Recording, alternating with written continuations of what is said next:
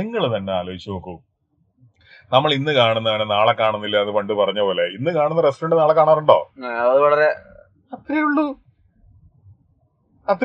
ഇപ്പൊ ഈ MG റോഡില് ഒരു 40 കൊല്ലം മുമ്പ് ഉണ്ടായിരുന്ന എത്ര റെസ്റ്റോറൻറ്റ്സ് ഇപ്പൊ ഉണ്ട് എന്ന് പഴമക്കാരോട് പഴമക്കാരെന്ന് പറഞ്ഞു കഴിഞ്ഞാൽ ഇപ്പൊ എന്റെ അച്ഛനൊക്കെ ആദ്യമായിട്ട് കൊച്ചിയിൽ വന്നിട്ടുണ്ടാവും ഈ പറയുന്ന ഒരു 35-40 കൊല്ലം മുമ്പായിരിക്കും. അല്ല 40 കൊല്ലത്തിന് മുമ്പ് വന്നിട്ടുണ്ടാവും. അച്ഛന് ഗ്രാൻഡ് ഹോട്ടലും BTH ഒക്കെ അറിയുള്ളൂ അന്നത്തെ കാലത്ത്.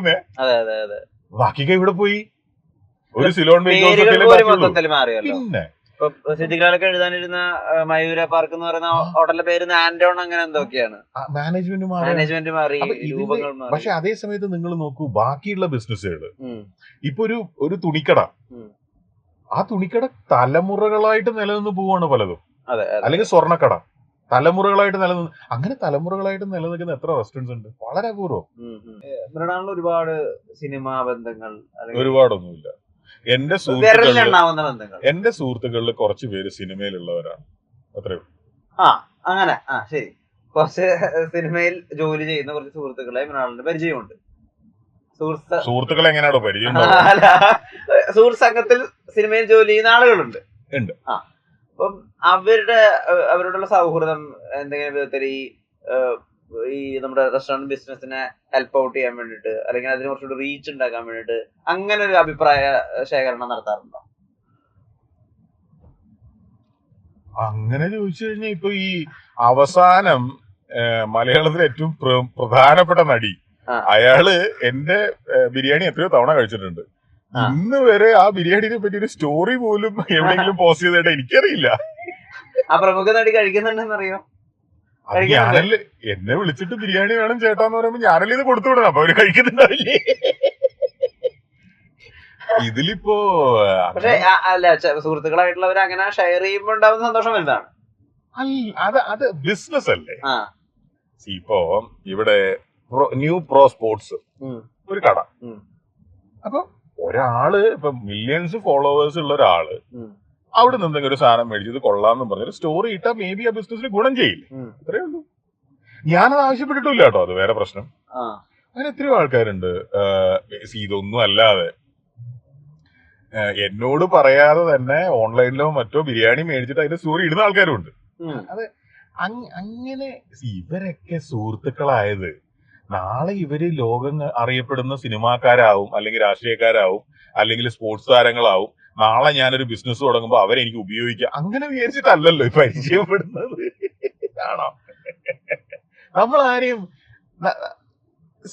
ഇവരൊക്കെ നാളെ ഈ പറയുന്ന പദവികളിൽ ഇല്ലാതായാലും അവരെന്റെ സുഹൃത്തുക്കൾ തന്നെ ഉണ്ടാവുമല്ലോ അല്ലേ? പിന്നെ അതല്ലേ ബന്ധം എന്ന് പറയുന്ന മനുഷ്യനായിട്ടല്ലേ, അല്ലാണ്ട് അയാളുടെ പദവിയായിട്ടോ അല്ലെങ്കിൽ അയാളുടെ സോഷ്യൽ സ്റ്റാറ്റസ് ആയിട്ടോ അല്ലല്ലോ. വായന ചെറുപ്പത്തില് ഒരുപാട് സമയം കൂടെ ഉണ്ടായിരുന്ന ശീലമാണെന്ന് കേട്ടിട്ടുണ്ട്.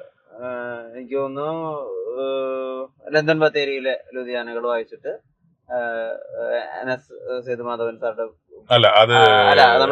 മാധവൻ സാറിന്റെ പുസ്തകം വായിച്ചിട്ട് അതിന്റെ ബിരിയാണി റെസിപ്പി ഒരുപാട് കാലം മനസ്സിലുണ്ടായിരുന്നു എന്ന് കേട്ടിട്ടുണ്ട്.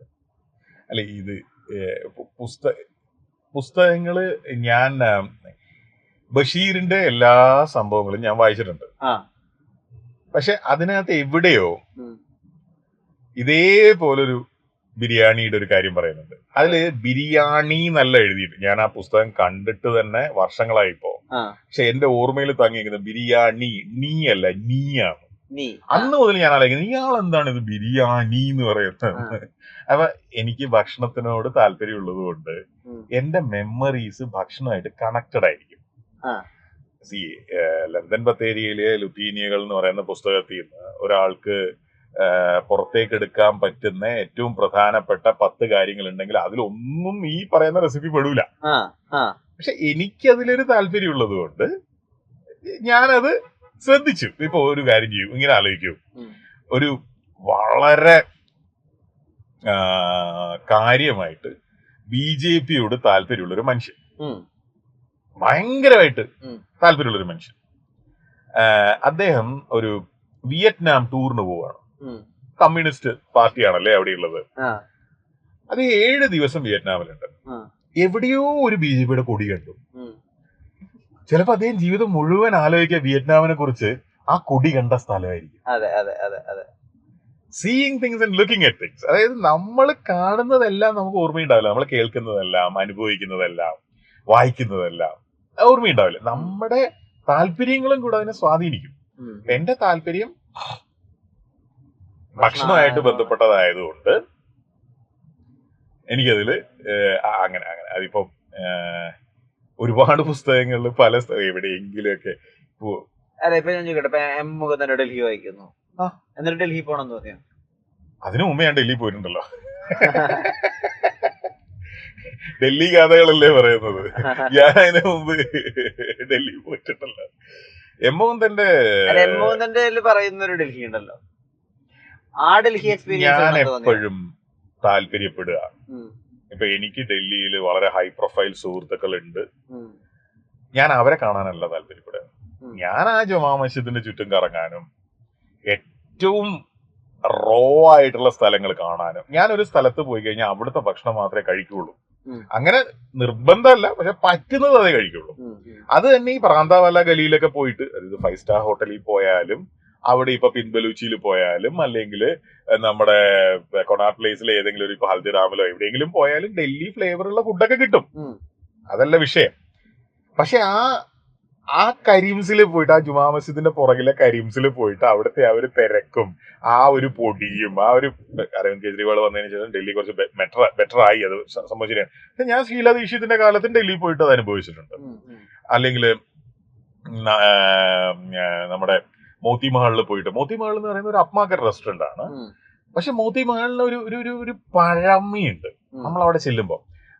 അത് അനുഭവിക്കണം എന്ന് എനിക്ക് നിർബന്ധം. ഇപ്പൊ ഫ്രാൻസിൽ പോയി കഴിഞ്ഞാൽ ഞാൻ ഐഫൽ ടവറിന്റെ മുമ്പിൽ നിന്ന് എത്ര തവണ ന്യൂയോർക്കിൽ പോയി, സ്റ്റാച്യു ഓഫ് ലിബർട്ടിയുടെ മുമ്പിൽ നിന്ന് എന്റെ ഒരു ഫോട്ടോ പോലും ഇല്ല, അല്ലെങ്കിൽ ഞാൻ ഈ ഗ്രൗണ്ട് സീറോയില് പോയിട്ടില്ല. പക്ഷെ അതേ സമയത്ത് പിന്നെ ഭക്ഷണം വെക്കുന്ന സ്ഥലങ്ങളിലൊക്കെ ഞാൻ പോകാൻ ശ്രമിക്കും. അതുപോലെ തന്നെ സാധാരണ മനുഷ്യന്മാരായിട്ട് റോട്ടിലിരിക്കുന്ന ആൾക്കാര്, പണ്ട് ആന്റണി ബോഡൻ പറഞ്ഞിട്ടുണ്ട്, ഏറ്റവും സാധാരണ മനുഷ്യന്മാരുടെ കൂടി ഇരുന്ന് ഭക്ഷണം കഴിക്കാൻ നോക്കണം. അവിടെ നിന്നാണ് നമുക്ക്, ഇപ്പൊ കൊച്ചിയിൽ ഒരാൾ വരികയാണ്, ഒരു രാജസ്ഥാനി എന്നുള്ള മനുഷ്യൻ അല്ലെങ്കിൽ ഒരു ഗുജറാത്തി എന്നുള്ള മനുഷ്യൻ കൊച്ചിയിൽ വരിക, അയാൾക്ക് കൊച്ചിയിൽ ഇപ്പൊ ക്രൗൺ പ്ലാസ മുതൽ ഉടുപ്പി ഹോട്ടലിൽ വരെ താമസിക്കാം അല്ലെ.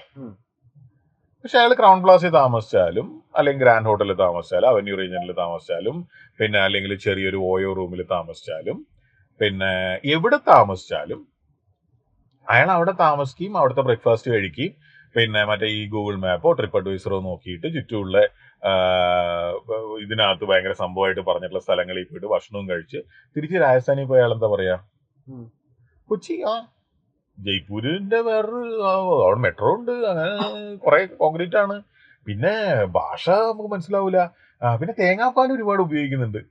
ഞാനൊരു കാര്യം ചെയ്യട്ടെ, ഒരു സാധാരണ കൊച്ചിക്കാരൻ പോകുന്ന കടയിൽ പോയാല് ഈ തേങ്ങാപ്പാലേ നമ്മൾ കാണൂല. ഇപ്പോ നമ്മുടെ ഇന്റർനാഷണൽ ഹോട്ടലുണ്ട്, അതിന് തൊട്ടിപ്പുറത്ത് ഒരു വെയിറ്റ് ഏറിയ രാവിലെ ബ്രേക്ക്ഫാസ്റ്റ് കിട്ടുന്ന ഒരു കടയുണ്ട്, അവിടെ പുട്ടും പുഴുങ്ങിയ പഴമൊക്കെയാണ് ആൾക്കാർ കഴിക്കുന്നത്. ഈ രാജസ്ഥാനി 7 ദിവസം ഇവിടെ താമസിച്ചിട്ട് ഇനി എവിടെ താമസിച്ചാലും അയാൾ ഈ പുഴുങ്ങിയ പഴം കണ്ടിട്ട് പോലും ഉണ്ടാവില്ല അല്ലേ. അത് കാണണമെങ്കിൽ ഇപ്പം രാവിലെ ആ മാതാ ഹോട്ടലിൽ പോയിട്ട് ആ തിരക്കിന്റെ ഇടയിൽ നിന്ന് ആ ഒരു പ്ലേറ്റിൽ ഈ ഭക്ഷണമൊക്കെ വാങ്ങി ആ റോഡിന്റെ സൈഡിൽ നിന്ന് അതല്ലേ യഥാർത്ഥ കൊച്ചി. അല്ലെങ്കിൽ ഫോർട്ട് കൊച്ചി പോയിട്ട് നമ്മുടെ ആ കൂൾബാറിൽ പോയിട്ട് അവോക്കാഡോ ഇങ്ങനെ നിരത്തി വെച്ചിരിക്കുന്ന കൂൾബാറിൽ പോയിട്ട് ഞാൻ പണ്ട് പോലെ ആലോചിച്ചു, ഈ പഴം ഇതെങ്ങനെയാണ് ഇവർക്ക് ഇത്രയും പഴം കിട്ടുന്നത്? അവോക്കാഡോ അത്ര എളുപ്പമല്ല ഇന്ത്യയിൽ കിട്ടില്ല. ഈവൻ അവോക്കാഡോ ഇമ്പോർട്ട് തന്നെ ഇന്ത്യയിൽ ഈ കഴിഞ്ഞതിന് മുമ്പത്തെ കൊല്ലം വരെ വളരെ ലിമിറ്റഡ് ആയിരുന്നു, കഴിഞ്ഞ കൊല്ലത്തെ കണക്ക് ഞാൻ കണ്ടിട്ടില്ല. അപ്പൊ ഇതൊക്കെയല്ലേ കൊച്ചി. അല്ലെങ്കിൽ ആ ജങ്കാറി കയറി, ഇപ്പൊ ഫോർട്ട് കൊച്ചിയിൽ ജങ്കാറി കയറി നടന്ന് കുറച്ച് മുന്നോട്ട് പോയി നമ്മുടെ പൈയുടെ കഫേയിൽ പോയി ആ 7 രൂപയുടെ പഴംപൊരിയും കഴിച്ച് ആ ഒരു ചായയും കുടിച്ച് അത് ഫീൽ ചെയ്യാത്തടത്തോളം ഒരാള് കൊച്ചിയിൽ വന്നു എന്ന് അയാൾക്ക് അവകാശപ്പെടാൻ പറ്റുമെന്ന് എനിക്ക് തോന്നുന്നില്ല. ടെക്നിക്കലി പറ്റും. അതിപ്പോ ടെക്നിക്കലി ഇപ്പോ ഒരു വിമാനത്തിൽ കയറി കൊച്ചി വന്നു, എയർപോർട്ടിൽ തന്നെ താജ് ഉണ്ട്, അല്ലെങ്കിൽ എയർപോർട്ടിന്റെ മുന്നിൽ ഫ്ലോറ ഉണ്ട്, അല്ലെങ്കിൽ അവിടെ വില കൂടിയതും കുറഞ്ഞതും ആയിട്ടുള്ള കുറെ ഹോട്ടലുകൾ 2 ദിവസം അവിടെ താമസിച്ചു തിരിച്ചുപോയി. അത് ടെക്നിക്കലി കൊച്ചിയിൽ വന്നില്ലേ, പക്ഷെ അയാൾ കൊച്ചി കണ്ടോ? ഇല്ല, കൊച്ചി അറിഞ്ഞില്ല. എന്തെങ്കിലും അറിയാം കൊച്ചിനെ പറ്റിയിട്ട്? ഇല്ല. അത് കൊച്ചി കോർപ്പറേഷൻ പോലും അല്ല. അല്ലേ? ഇങ്ങനെയാണ് പലരും ടൂർ പോകുന്നത്. റോമിൽ പോകുന്നു, കൊളോസിയം കാണുന്നു, ഫ്രാൻസിൽ പോകുന്നു, പാരീസിൽ പോകുന്നു, മറ്റേ ഇവിടെ ഈ ഐഫൽ ടവർ കാണുന്നു, എന്നിട്ട് നേരെ ആംസ്റ്റർഡാമിൽ പോകുന്നു. ആ കനാലിന്റെ സൈഡിൽ നിന്ന് ഒരു ഫോട്ടോ എടുത്ത് റെഡ് സ്ട്രീറ്റ് ഇങ്ങനെ മറ്റേ ലൈറ്റ് ഡിസ്ട്രിക്ട് ഇങ്ങനെ ഒന്ന് എത്തി നോക്കിയിട്ട് നേരെ ലണ്ടനിൽ പോയിട്ട് ബിഗ് ബെന്നിന്റെ മുമ്പിൽ നിന്ന് ഒരു ഫോട്ടോ എടുത്ത് തിരിച്ചു വന്നിട്ട് പറഞ്ഞ് ഞാൻ യൂറോപ്പ് കണ്ടു. എന്ത് കണ്ടു എന്നായി പറയാം? എനിക്കറിയാൻ പാടില്ല.